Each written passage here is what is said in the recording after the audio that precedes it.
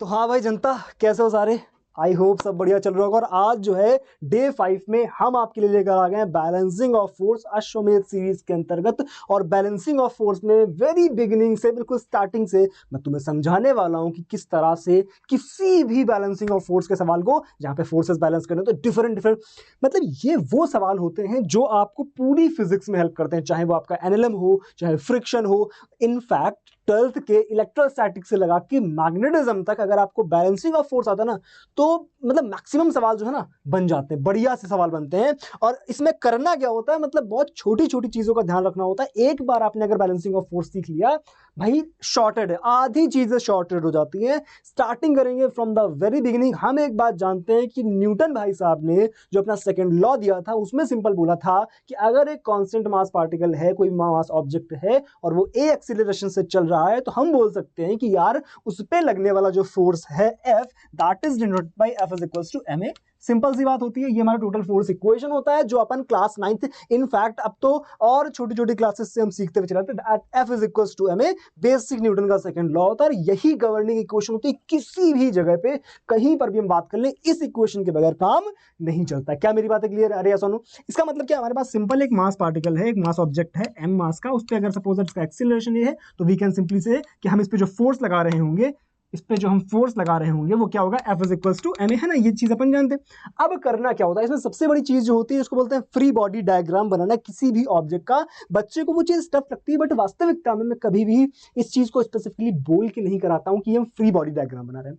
Free body diagram सुनने में थोड़ा सा लगता है कि यार कुछ तो कॉम्प्लिकेटेड डायग्राम टाइप में होगा, बट वास्तविकता में बहुत आसान चीज होती है। जैसे मान लो मैं इसी बॉडी का फ्री बॉडी डायग्राम बनाने की बात बोलूं, तो हमें सिंपल क्या करना होता है, हमें जितने फोर्सेस इस पे लग रहे होते हैं वो सारे के सारे फोर्सेस हमें दिखा देने होते हैं। That is the free body diagram और FBD of that particular body. अच्छा सा, तो अगर हम एफबीडी बनाते हैं किसी भी बॉडी का, मान लो इसी बॉडी का बनाते हैं, एफबीडी बनाते हैं यानी फ्री बॉडी डायग्राम बनाते हैं, तो क्या हो जाएगा, ये बॉडी थी, ये इस तरफ ए एक्सीलरेशन से जा रही थी, इसका मतलब इस पे इधर की तरफ फोर्स क्या लग रहा होगा, एफ।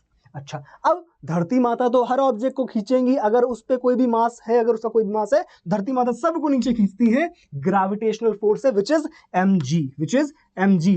अब अगर ये सरफेस पे रखा हुआ, मान लो हमारे पास ये कोई ऑब्जेक्ट था और ये इस तरह से सरफेस पे अगर रखा हुआ है, तो ऑब्वियसली ये सरफेस जो है mg के अगेंस्ट एक फोर्स लगा रही होगी which is called normal force. और वो अपोजिट टू द हमारे पास mg यहां पर लग जाएगा, बोल सकते हैं परपेंडिकुलर टू द सरफेस लगता है। और हमारे पास सबसे बड़ी चीज है, हम इस ब्लॉक पे सारे के फोर्सेस जो है, सारे के सारे फोर्सेस जो है वो हमने लिख लिए। तो यही सिंपल हमारा फोर्स जो हो जाते हैं ये बन जाते हैं। लेकिन अब सबसे बड़ी बात आती है कि अगर बॉडी इक्विलिब्रियम में है, मेरा तात्पर्य क्या है इक्विलिब्रियम से, जैसे मान लो मैं तुमसे बोलूं कि हमारे पास एक पेंडुलम है, एक पेंडुलम है इस तरह से, इस तरह से एक पेंडुलम था और उसको हमने इस तरह से खींच रखा हुआ है F4 से। समझ पा रहे हो? मतलब इस तरह से, ये मान लो ये पेंडुलम था, ये हमारे पास पेंडुलम था, और इस पेंडुलम को अगर हम खींचते हैं इस तरह से, तो इस तरह से रुका हुआ है, यानी ये वाला फोर्स जो है F जो है, इसको इस तरह से खींच रहा है, तो पेंडुलम की पोजीशन ये बन जाएगी। अच्छा साहब, अब हमने बोल दिया कि हमने इसको कितने फोर्स से खींचा है, कि बताओ ये थीटा एंगल पे जो है वो रुका रहेगा। हमने कितने फोर्स से खींचा कि थीटा एंगल पर रुका रहेगा। तो हमें इस टाइप के कोई भी सवाल दिया गया हो, तो हमें सबसे पहली चीज क्या करनी है कि हमें वहां पर सारे के सारे फोर्सेस उस पर्टिकुलर मास पर लगा लेने। सबसे पहली बात, जो बेसिक से फोर्सेस होते हैं कि यहाँ पर ये अगर m मास का है तो इस पर नीचे लग रहा होगा mg, सिंपल सी बात है। अब दूसरा फोर्स कौन सा आता है, जो रस्सी लगाती है किसी भी मास ऑब्जेक्ट पे, वो लगाती है टेंशन फोर्स। और tension force always acts along the string, यानी इधर टेंशन जो होगा वो लग रहा होगा। सिंपल सी बात। तो अगर हम बात करें कि इस पे अगर फोर्सेस बैलेंस हमें कराने, तो फोर्सेस बैलेंस कराने के लिए हमें क्या करना होगा, जो भी वर्टिकल वाले, अब देखो यहां पर अगर ये रेस्ट पर है, इसका मतलब we can say the body is in equilibrium. अगर बॉडी इक्विलिब्रियम में है, इसका मतलब क्या है, हॉरिजॉन्टल फोर्सेस भी आपस में बराबर होंगे और वर्टिकल फोर्सेस भी आपस में बराबर होंगे। क्या मेरी बातें क्लियर है? अच्छा साहब, अब क्या है, टी अगर फोर्स इस तरफ को लग रहा है, तो हम क्या करते हैं, टक टक टक टक टक, यहां पर जो है हम क्या करते हैं, थोड़ा सा फोर्स इक्वेशन या फोर्सेस को बैलेंस करने की कोशिश करते हैं। कैसे बैलेंस करेंगे, जरा ध्यान से देखना। हम सबसे पहले जो फोर्स हमारा टेंशन फोर्स है, एक सेकंड, जो टेंशन फोर्स है इसको हम जरा इसके कंपोनेंट्स में तोड़ते हैं। अगर ये एंगल थीटा है तो क्या ये भी एंगल थीटा होगा, और अगर ये फोर्स टी है तो टी का एक कंपोनेंट दे जाएगा टी कॉस थीटा, और इधर आ जाएगा टी साइन थीटा। करेक्ट है? अर्थात हम लिख सकते हैं कि जो टी कॉस थीटा है वो mg को बैलेंस कर रहा होगा, अर्थात T cos theta is equals to mg। और टी साइन थीटा किसको बैलेंस कर रहा होगा, टी साइन थीटा किसको बैलेंस कर रहा होगा, f को, यानी T sine theta is equals to f। हमें क्या निकालना है, हमें f चाहिए in terms of in terms of theta, क्योंकि टेंशन तो कैंसिल हो जाएगी, ये में दी थोड़ी गई थी, इसका मतलब टी ने टी को मार दिया। क्या आ गया यहाँ से हमारे पास sin theta upon cos theta is equals to tan theta, that is equals to f divided by mg, यानी हमारे पास f की वैल्यू क्या आ गई, mg tan theta, mg tan theta. This is the force required, this is the force required. अब सबसे बड़ी बात आती है कि हम कब लिख पा रहे हैं, जब हम फोर्सेस लिखना जानते हैं, जब हम फोर्सेस को बैलेंस कराना जानते हैं। अब वो आपकी जो चीज है, जो भी आपका ऑब्जेक्ट है वो रेस्ट पे है या मोशन में है, हमें फोर्स इक्वेशन लिखनी आनी चाहिए। उस फोर्स इक्वेशन को लिखने का सबसे सिंपल यही तरीका होता है कि उस पर जितने भी फोर्सेस लग रहे हो उन सब को आप लिख दो, और उन सब फोर्स का जो समेशन आ रहा हो, जो भी समेशन या एडिशन आ रहा हो, सब्सट्रैक्शन आ रहा हो, जो भी आ रहा हो, सबको लिख करके उसको F is equals to ma के बराबर कर दो। अगर एक्सीलरेशन 0 है तो वहां पर हमारे फोर्सेस जो है टोटल 0 हो जाएंगे, otherwise F is equals to ma हो जाएगा। क्लियर है? अच्छा, अब जैसे मान लो मैं तुमसे बोलूं कि हमारे पास एक सवाल था जिसमें हमारे पास एक पुली थी इस तरह से, और पुली में दो ब्लॉक लटके हुए थे इस तरह से। एक हमारा था m1, है ना, ये हमारा था m1, और ये था हमारे पास m2। ये मान लो 2 kg है और ये मान लो 4 kg है, ये मान लो 4 kg है। अब सबसे पहली बात बोल दी जाए कि if this system is released, अब देखो यहाँ पर ये सिस्टम रिलीज कर दिया गया, इक्विलिब्रियम में नहीं है ये। अब this system is released, then this system moves with acceleration a, this system moves with acceleration a, इस तरह से मूव करेगा। क्या मेरी बातें क्लियर है? अरे यस और नो? अच्छा, अब अगर ये सिस्टम इस तरह से मूव करेगा तो हम कर क्या सकते हैं, इस सिस्टम का हमें पूछा जा सकता है कि यार बताओ कितना एक्सीलरेशन होगा।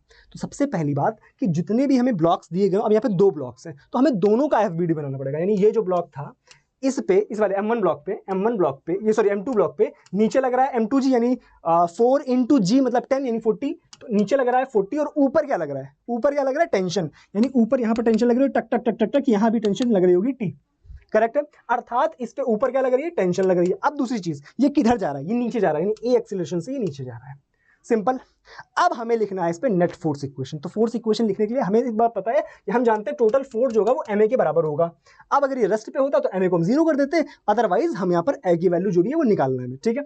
अच्छा साहब, अब f क्या है, टोटल फोर्स क्या है, इस पे नीचे लग रहा है 40 और ऊपर क्या लग रहा है t, तो टोटल फोर्स क्या होगा। अब जा किधर रहा है, हमेशा ध्यान रखना, जिधर जा रहा है उसको बड़ा मानेंगे। तो नीचे जा रहा है इसका मतलब 40 बड़ा होगा, तो 40 माइनस t, इसका मतलब क्या है, ये हमारा नेट फोर्स जो है इस पे लग रहा है। अब this force is equals to mass into acceleration. Mass कितना है, इसका 4 kg, यानी 4 into a, equation number 1। Clear? अब क्या करना है, अब जो है हमें दूसरी इक्वेशन लिखनी है। तो दूसरे वाले ब्लॉक लो, दूसरे वाले ब्लॉक का FBD बनाओ। ये हमारा दूसरा ब्लॉक, कौन सा वाला, M1 वाला ब्लॉक। इस पे नीचे क्या लग रहा है, इस पे नीचे लग रहा है mg, कितना 2 इंटू 10 यानी 20। ऊपर क्या लग रहा है, ऊपर लग रही है टेंशन। अच्छा साहब, ये जा किधर रहा है, ये जा रहा है ऊपर की तरफ, ये जा रहा है ऊपर की तरफ ए एक्सीलरेशन से। तो हमेशा जिधर जा रहा है उधर का एक्सीलरेशन, उधर का फोर्स बड़ा कर दो, यानी टी बड़ा होगा minus 20, that is equals to mass into acceleration. m1 कितना है 2 kg, 2 into a, equation number 2। अब करना क्या है, हमें वैल्यू चाहिए एक्सीलरेशन की। दोनों इक्वेशंस को जोड़ दो। अगर हम दोनों इक्वेशंस को जोड़ते हैं तो क्या टी को मार देगा, प्लस माइनस बचा क्या, 40 माइनस 20 मतलब 20, दैट इज इक्वल्स टू 4 + 2 यानी 6 है। 4 + 2 इज इक्वल्स टू 6 है। ए इज इक्वल्स टू क्या आ गया यहाँ से 20/6 यानी 10/3 मीटर्स पर सेकेंड स्क्वायर, 10/3 मीटर्स पर सेकेंड स्क्वायर। क्लियर 100%। लेकिन अगर यहीं पर एक समझदार बच्चा होता तो वो इस सवाल को ऐसे नहीं करता। वो एक बात जानता कि बच्चे हमें ना total force is equals to, देखना अब यहाँ पे मैं तुम्हें स्मार्ट अप्रोच सिखाता हूँ। स्मार्ट अप्रोच क्या है कि हमारे पास सवाल ये था दैट ये हमारे पास 4 kg है और ये हमारे पास 2 kg है। ठीक, ये नीचे जा रहा है ए एक्सीलरेशन से, ऊपर जा रहा है ए एक्सीलरेशन से। ठीक, अब एक चीज हमें समझ आ रही है कि 4 kg नीचे जा रहा है, 2 kg ऊपर जा रहा है, पूरा सिस्टम ही मूव कर रहा है। तो हम क्या करेंगे, इंडिविजुअल इनको सिस्टम नहीं मानेंगे। इस पे नीचे क्या लग रहा है 40 और इस पे नीचे क्या लग रहा है 20, ये बात अपने को समझ आती है। तो अगर हम इस पूरे को सिस्टम मानते हैं तो हमें एक बात पता है कि यहाँ भी टेंशन लग रही टी और यहाँ भी टेंशन लग रही टी। लेकिन अगर पूरे को सिस्टम मान रहे हैं तो अगर हम इसको ध्यान से सीधा करके देखो, इसको सीधा किया हमने, ये 4 kg, ये 2 kg, इस पे इधर लग रहा है 20, इस पे इधर लग रहा है 40, इस पे इधर लग रही है टेंशन टी, इस पे इधर लग रही है टेंशन टी। अब ध्यान देखो, अगर हम टोटल फोर्स लिखेंगे इसको सिस्टम मान करके तो टोटल फोर्स क्या है 40 और ये टी आपस में अपोजिट है, कैंसिल आउट हो जाएंगे, बचा क्या 20। तो 40 minus 20 is equal to total mass कितना है 6 ए एक्सीलरेशन से क्योंकि जा रहा है, ए एक्सीलरेशन से जा रहा है 6 ए। सिंपल, क्या आ गया यहाँ से, ए इज इक्वल टू 20/6 यानी 10/3 मीटर्स पर सेकेंड स्क्वायर।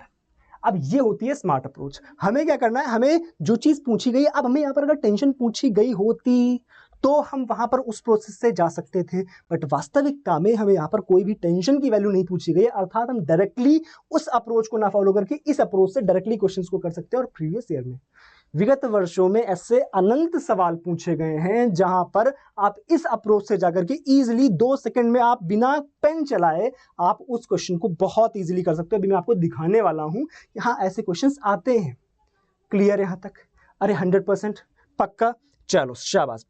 अब थोड़ा सा टफ एक ले लेते हैं। चलो एक थोड़ा सा टफ सवाल ले लेते हैं। मान लो हमसे बोल दिया गया कि हमारे पास ये 2 पुली लगी हुई थी, ये आपका एचसी वर्मा में भी दिया गया है ना, इस तरह का सवाल आपको एचसी वर्मा में मिल जाएगा। ठीक, ये मान लो आपका फिर से 2 kg, ये मान लो 4 kg, ये मान लो हमारे पास 1 kg। ठीक, अब इस तरह के सवाल में क्या अप्रोच हमें रखनी है कि हमें तीनों पे लिखना है। सबसे पहले एफबीडी बनाना है। इस पे नीचे क्या लग रहा होगा 10, इस पे नीचे कितना लग रहा होगा 40, इस पे नीचे कितना लग रहा होगा 20। करेक्ट। मान लो यहाँ टेंशन टी थी तो यहाँ भी कितनी होगी टी। करेक्ट। टी टी मिलकर कितनी होगी 2t, यानी ऊपर कितनी लग रही होगी 2t। तो 2t इधर ट्रैवल करेगी, क्या आ जाएगी यहाँ भी कितनी हो जाएगी 2t। करेक्ट। अब क्या करना है, तीनों पे अलग अलग फोर्स इक्वेशन लिखनी है। सबसे पहले दूसरे वाले इस 1 kg पे ऊपर लग रहा है 2t, नीचे क्या लग रहा है 10। ठीक, और मान लो एक्सीलरेशन इसका a1 मान लो, ऊपर की तरफ मान लो इसका एक्सीलरेशन क्या है a1। ठीक, आप किसी भी डायरेक्शन में एक्सीलरेशन मान लो। अगर आपने सही माना होगा तो वो आंसर पॉजिटिव आ जाएगा, अगर आपने गलत डायरेक्शन मानी होगी तो आंसर नेगेटिव आ जाएगा। मान लो नीचे जा रहा है a2 से और ये ऊपर जा रहा है a3 से, तो हमने तीनों के एक्सीलरेशन मान लिए। ठीक, तो इस पे इक्वेशन क्या लिख सकते हैं, ऊपर जा रहा है यानी 2t minus 10 that is equals to 1a1 यानी सिर्फ a1। Equation number 1। अब अगले पे आओ, इस वाले पे आओ, ध्यान से देखना। ये किधर जा रहा है, नीचे जा रहा है, नहीं 40 minus t that is equals to mass into acceleration यानी 4a2 दैट, ये क्या है इक्वेशन नंबर 2। ठीक, मैं तुम्हें फिजिक्स सिखा रहा हूं, मैथमेटिक्स नहीं सिखा रहा हूं, तो मैं तुम्हें बता रहा हूं कि कैसे क्वेश्चन को सॉल्व करना होता है। अब इस पे देखो, ये ऊपर जा रहा है तो इस पे टेंशन कितनी है t माइनस रो क्या रहा है 20 that is equals to 2a3। Equation number 3। क्या हमारे पास 3 इक्वेशन दी गई हैं? और वेरिएबल कितने हैं? t वेरिएबल है, a1 वेरिएबल है, a2 वेरिएबल है और a3 वेरिएबल है। 3 इक्वेशंस 4 वेरिएबल्स। क्या सॉल्व हो सकता है? नहीं हो सकता। इसका मतलब एक इक्वेशन हमें मिनिमम और चाहिए, कि बेसिक कक्षाओं में हम ये पढ़ते हैं कि अगर जितने इक्वेशन हैं या जितने वेरिएबल हैं मिनिमम उतनी ही इक्वेशन होनी चाहिए, तभी उन इक्वेशंस को सॉल्व कर सकते हैं। अर्थात एक इक्वेशन अभी भी छूट रही है, वो कहां से बनती है? जो लास्ट क्लास में मैंने तुम्हें सिखाया था कंस्ट्रेंड मोशन, वहां से बनती है अगली इक्वेशन। सिंपल। अब ध्यान से देखो, मान लो अगर ये ऊपर जा रहा है a1 से, अर्थात ये पॉइंट जो है वो नीचे जा रहा है a1 से। करेक्ट है। अब यहां से हम कंस्ट्रेंट की इक्वेशन बनाएंगे। जरा ध्यान से देखना, मैं कंस्ट्रेंट की इक्वेशन अलग जगह बनाता हूं। ये वाली हमारी पुली थी है ना, ये वाला 4 kg था, ये 2 kg था, और ये पुली जो थी वो नीचे जा रही थी a1 से, ये जा रहा था हमारे पास a2 से, और ये जा रहा था ऊपर a3 से। सिंपल। कंस्ट्रेंट की इक्वेशन मैंने बनाना तुम्हें सिखाया है कि पॉइंट्स मार्क कर लो। ये पॉइंट सारे कनेक्टेड जो पॉइंट्स है वो मार्क कर लो। ठीक, ये वाला पॉइंट नीचे जा रहा है a2 से, मतलब रस्सी की लेंथ को बढ़ा रहा है यानी प्लस a2। ये वाला पॉइंट नीचे आ रहा है a1 से, क्योंकि पुली a1 से आ रही, इन रस्सी की लेंथ को घटा रहा है यानी माइनस a1। ये वाला पॉइंट नीचे आ रहा है a1 से, अर्थात रस्सी की लंबाई को घटा रहा है फिर से माइनस a1। और ये क्या ऊपर जा रहा है किससे, a3 से, रस्सी की लंबाई फिर से घट रही है, इसका मतलब क्या है माइनस का a3 that is equals to 0। ये बनी है हमारी चौथी इक्वेशन। लिख लेते हैं इधर, क्या ये है a2 is equals to 2a1 plus a3। इसको उधर लिख लेते हैं। क्या थी हमारे पास, a2 is equals to 2a1 plus a3। ये है हमारे पास फोर्थ इक्वेशन। क्या 4 इक्वेशन है, 4 वेरिएबल है, सॉल्व किया जा सकता है? बिल्कुल किया जा सकता है। अगर मिनिमम 4 इक्वेशन है और मिनिमम 4 वेरिएबल है तो बहुत इजीली सॉल्व किया जा सकता है। इस तरह के क्वेश्चंस में ये अप्रोच हमारे पास हमें रखनी होती है। सिंपल, 100%। अच्छा, अब क्या है, जैसे मान लो हमें बोल दिया गया कि हमारे पास एक कार्ड थी, इस तरह से गाड़ी थी, ठीक, और गाड़ी में एक पेंडुलम लटका हुआ था, और गाड़ी जो है ए एक्सीलरेशन से आगे की तरफ जा रही थी। ठीक, गाड़ी जो है ए एक्सीलरेशन से आगे की तरफ जा रही थी। तो ऑब्वियसली आप खुद सोचो कि मान लो हमारे पास एक ये इस तरह का एक पेंडुलम ही आप मान लो, ठीक है, और अगर मैं आगे की तरफ जाऊंगा तो पेन पीछे की तरफ चला जाएगा, पेन जो है पीछे की तरफ चला जाएगा। नहीं, पेंडुलम है, यानी जो पेंडुलम है वो हमारे पास कैसा हो जाएगा, जरा ध्यान से देखना। पेंडुलम जो है हमारे पास ऐसे चला जाएगा, कुछ एंगल, सॉरी उल्टा बना दिया, इधर जा रहा है ना, तो पीछे की तरफ चला जाता है, यानी इस तरफ हो जाएगा थीटा एंगल पे। अब हमें सिंपल बताना है कि बताओ अगर इसको ये गाड़ी का एक्सीलरेशन ए की कुछ वैल्यू दी जा सकती है कि 2 मीटर पर सेकंड स्क्वायर 4 मीटर पर सेकंड स्क्वायर, तो आपसे बोला जाएगा बताओ इस कितने एंगल पर ही चला जाएगा। इसका मतलब क्या है, यहाँ फिर से अब चूंकि लगातार ऐसे बना हुआ पेंडुलम, तो यानी ये पेंडुलम जो है रेस्ट पे, फिर से हमें इक्वेशंस बैलेंस करनी है। मान लो इसका मास अगर m दिया गया था हमें, तो नीचे क्या लग रहा होगा mg, इधर क्या लग रहा होगा टेंशन, इधर क्या लग रहा होगा टेंशन। अब बचती एक चीज है कि अगर ये पेंडुलम था, नीचे लग रहा था mg, इधर लग रहा था टेंशन, और ये एंगल थीटा था, तो ये वाला एंगल भी थीटा होगा। लेकिन एक चीज अभी और समझ नहीं आ रही है कि इस पे और कोई फोर्स लग रहा है क्या भाई, टेंशन mg और कोई फोर्स। अब यहां पर जब भी बात आती है कि कोई भी फ्रेम जो है अगर वो ए एक्सीलरेशन से मूव कर रहा है, तो उसमें जो भी ऑब्जेक्ट रखा हुआ है उस पे लगता है सूडो फोर्स, और वो हमेशा opposite to the direction of acceleration of the frame के अपोजिट होता है। यानी हमारा जो सूडो फोर्स है पीछे की तरफ लग जाएगा कितना, mass of the body into acceleration of the frame, mass of the body यानी m into acceleration of the frame opposite to the acceleration, वो डायरेक्शन हो जाती है। यानी हमारे पास t1 के ठीक है जो है, फिर से हम कंपोनेंट करेंगे, t हमारे पास cos थीटा आ जाएगा और इधर हमारे पास t sin थीटा आ जाएगा। अर्थात अगर हम इनको बैलेंस करेंगे तो क्या आ जाएगा, t sin theta that is equals to ma, और t tan theta sorry t cos theta that is equals to mg। हमसे बोला गया था कितने एंगल पर होगी, तो दोनों को डिवाइड करा दो, 3t को मार दिया, m को मार दिया, tan theta is equals to a by g, तो थीटा इज इक्वल्स टू क्या आ जाएगा, tan inverse a by g। This is it, खत्म हो गया। तो इस तरह से हमें फोर्सेस को बैलेंस कराना होता है, हमें बस उसका FBD बनाना है, टोटल फोर्सेस लिख देने हैं, बहुत आसानी से हो जाएगा। अब मैं तुम्हें कुछ PIQs कराता हूँ, ध्यान देखो, ये JEE 2024 का सवाल में आपसे बोला क्या कि देखो यार, अभी मैंने तुम्हें इसी तरह का सवाल कराया था। क्या सवाल है, 1 kg mass is suspended from the ceiling by a rope of length 4 metre, horizontal force F is applied at the, इस पॉइंट पे हॉरिजॉन्टल फोर्स F अप्लाई किया जा रहा है at the mid point of the rope, so that the rope makes at angle theta of 45 degree, ये 45 degree बन रहा है with respect to the vertical axis as shown, ठीक है ना, okay. The magnitude of F, अब देखो 1 kg का जो मास है वो सीलिंग से लटकाया जा रहा है, ये लटका हुआ है, और मिड में हमारे पास इस तरह से को खींचे, इसकी लेंथ हमारे पास 4 मीटर थी, यानी ये 2 मीटर है, ये भी 2 मीटर है। हालांकि कोई फर्क पड़ेगा नहीं उससे, कि लेंथ यहाँ पर मैटर नहीं कर रही, क्योंकि रस्सी का कोई भी यहाँ पर मास नहीं है, रस्सी मासलेस होती है, ठीक है ना। अब क्या है, सिंपल, ये 1 kg का मास है, ये 1 kg का मास है, इस पे नीचे क्या लग रहा होगा, इस पे नीचे लग रहा होगा 100, इस पे नीचे क्या लग रहा होगा 100। अब हमें ये रस्सी हमारे पास अगर बनी हुई है, ये रस्सी हमारे पास बनी हुई है इस तरह से थी, और इस पे इस तरह से फोर्स लग रहा है F, इस पे इस तरह से फोर्स लग रहा है F, और ये क्या लग रही है, T1 लग रहा है, ये क्या लग रहा है, T1 लग रहा है। अर्थात हमारे पास क्या है, यहां पर ध्यान से देखो, मान लो यहां पर लग रही है T2, हमें क्या निकालना है, तो मैग्नीट्यूड ऑफ F निकालना है, ठीक। तो एक बात हमें समझ आ रही है यहां से, सिंपल सी बात, कि अगर T2 इस पे ऊपर लग रहा है, नहीं ये तो रेस्ट पर है, अर्थात T2 इज इक्वल्स टू क्या होगा, 10 लग रहा होगा, T2 क्या होगा 10। अब T2 इसको ऊपर खींच रहा है, तो इस पॉइंट को नीचे खींच रहा होगा T2, करेक्ट। यानी अगर इस पॉइंट की हम बात करें, इस वाले पॉइंट की, तो इस पे नीचे लग रहा है T2, इधर लग रहा है T1, और इधर लग रहा है F, क्लियर। ये एंगल कितना है, 45 डिग्री, तो ये क्या हो जाएगा, T1 cos 45, और ये क्या हो जाएगा, T1 sin 45, क्लियर। यहां से क्या आ जाएगा, T1 cos 45 is equal to T2, और यहाँ ये फोर्स हमारे पास F1 है, ये हमारे पास फोर्स है ना, ये फोर्स है, तो यानी F इज इक्वल टू क्या है, T1 sin 45, और T1 cos 45 is equal to T2 है, T1 cos 45 is equal to T2, यानी यहां से हमारे पास क्या आ गया, T1 is equal to T2, और cos 45 1/√2 उधर जाएगा, √2 हो जाएगा, करेक्ट, करेक्ट। ये आ गया हमारे पास T1 की वैल्यू। T2 की वैल्यू क्या थी हमारे पास, T2 की वैल्यू जो थी 10 थी, T2 की वैल्यू डाल दो, क्या आ जाएगा, 10√2 न्यूटन। यहां पर हम T2 की वैल्यू उठा करके डाल देंगे, तो F की वैल्यू क्या आ जाएगी, F की वैल्यू आ जाएगी हमारे पास, T1 sin 45 है, T1 की वैल्यू क्या है 10√2, और sin 45 की वैल्यू 1/√2, √2 ने √2 को मार दिया, आंसर क्या आ गया, 10 न्यूटन। यही आंसर है इसका, मैंने ऑप्शन नहीं लिखे हुए, कोई खास जरूरत थी नहीं, मैंने कहा आपको आंसर निकालना है सिंपल, तो आप डायरेक्टली इसको सॉल्व करो, खत्म, सॉल्व हो गया, ठीक। तो इस तरह के सवाल हमारे पास लगातार पूछे जाते हैं, ये भी JEE 2024 का सवाल है। क्या बोला गया है, अब देखना, इस सवाल को तुम ओरली भी कर सकते हो, अगर तुम्हें ये चीज समझ आई कि मैंने तुम्हें बताया, जो शॉर्टेस्ट अप्रोच होती है ना, हमेशा वो फॉलो करो। कैसे, अ light unstretchable string passes over, अब इसको इमेजिन भी किया करो, हमेशा सवाल पढ़ने का ये अप्रोच होता है कि आप उसको इमेजिन भी करते हुए चलो साथ में, यानी a light unstretchable string passing over a pulley, smooth light pulley connects to block, यानी एक पुली है हमें दिख रही है, उस पर एक लाइट स्ट्रिंग पास हो रही है, जो हमारे पास 2 मासेस से कनेक्टेड है, M1 और M2। हमसे क्या बोला था, एक्सीलरेशन ऑफ द सिस्टम, मतलब एक्सीलरेशन जो मान लो इस तरह से मूव कर रहा है, तो एक्सीलरेशन क्या है, G/8 है, G/8 है, then the ratio of the masses.